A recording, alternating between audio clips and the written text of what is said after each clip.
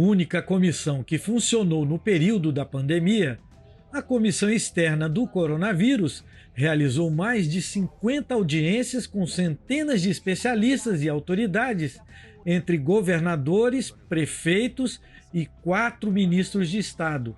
Os 3 ministros da Saúde que se revezaram no governo neste período estiveram lá.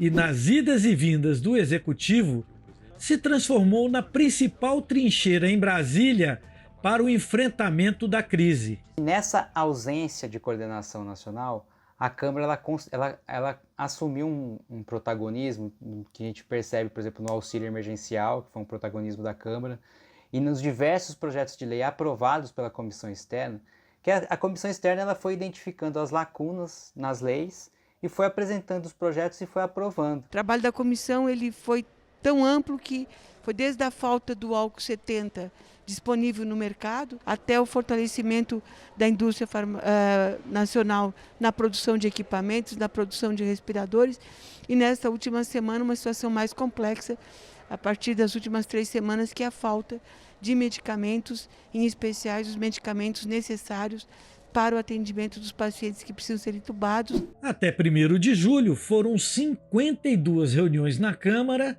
3 visitas a portos e aeroportos e um simpósio regional realizado no Rio de Janeiro.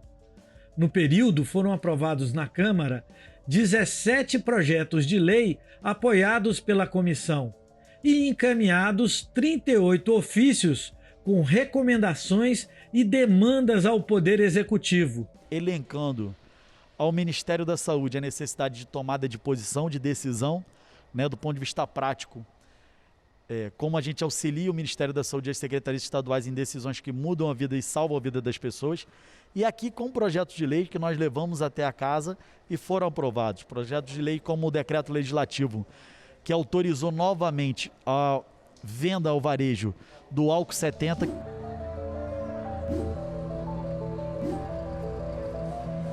Nos 5 meses de funcionamento, a comissão fez aprovar leis importantes para o enfrentamento da crise, como a lei complementar que liberou 6 bilhões de reais de recursos que estavam nos fundos municipais e estaduais de saúde, a lei que criou uma renda básica emergencial de R$ 600 reais aos trabalhadores informais, a lei que permitiu o uso da telemedicina durante a crise, a proibição de exportações de produtos médicos, hospitalares e de higiene essenciais ao combate à epidemia e o auxílio financeiro às santas casas e hospitais sem fins lucrativos. As regras de distanciamento social obrigaram a comissão a trabalhar de forma remota.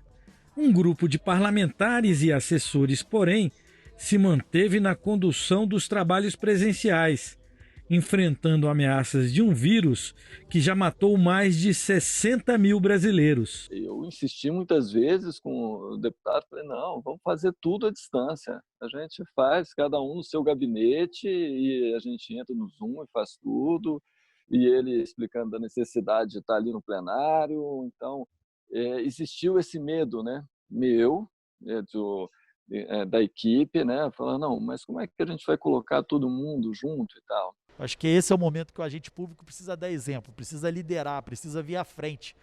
Não é o momento que quem foi designado para ter um poder público, ele precisa mostrar que está à frente, que vai se expor mais a qualquer tipo de exposição, seja doença, contaminação, porque a gente faz uma função pública. Eu fui para o meu estado 2 vezes para minha casa, desde o dia 6 de março, e para a capital do estado também 2 vezes. Então, em função da dificuldade de voos que nós tivemos até poucos dias atrás, o correto era permanecer em Brasília para a gente poder fazer os encaminhamentos necessários de todas as nossas reuniões e dos temas e das demandas junto ao Ministério da Saúde e junto aos demais órgãos. A nova situação obrigou o uso de ferramentas digitais que ainda eram uma novidade usada esporadicamente.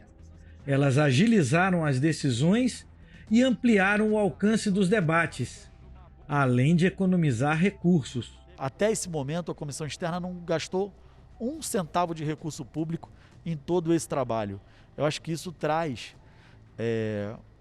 um grande formato, uma grande proposição para o futuro.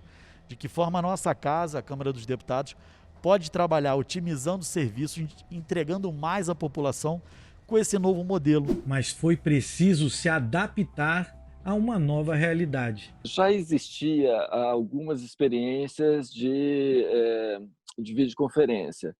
E nessas experiências, elas normalmente era um convidado ou 2 convidados, e a Câmara usava, eu diria assim, nós não estávamos prontos para isso. A gente colocou obrigação de máscara no plenário, a questão da limpeza e higienização dos microfones, obrigação que os deputados que viessem presencialmente se sentassem à distância de uma cadeira do outro e não compartilhassem o mesmo microfone.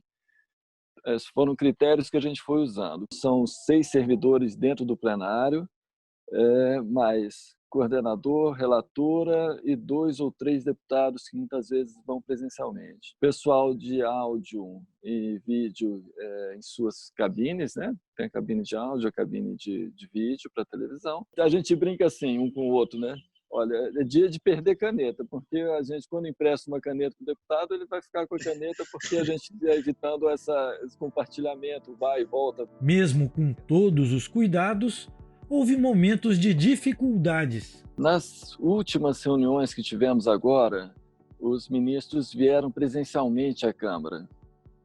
E isso dificultou um pouco o nosso controle da segurança sanitária. Houve uma aglomeração maior do que aquela que estava dentro do nosso critério de segurança. Além dos resultados já alcançados, os trabalhos da comissão apontam para novos desafios. Nós vamos precisar ter um outro olhar para o financiamento da saúde, não olhando ele como despesa, mas sim como investimento. Nós temos que dar conta das filas e das demandas que estavam represadas, mais esse acúmulo de praticamente 5, 6 meses que nós estamos tendo e teremos de não realização de alguns procedimentos. Com isso, os recursos necessários serão maiores do que aqueles que nós temos no orçamento, com certeza. Eu acho que vai mostrar, primeiro, que nós precisamos de um investimento público em pesquisa e desenvolvimento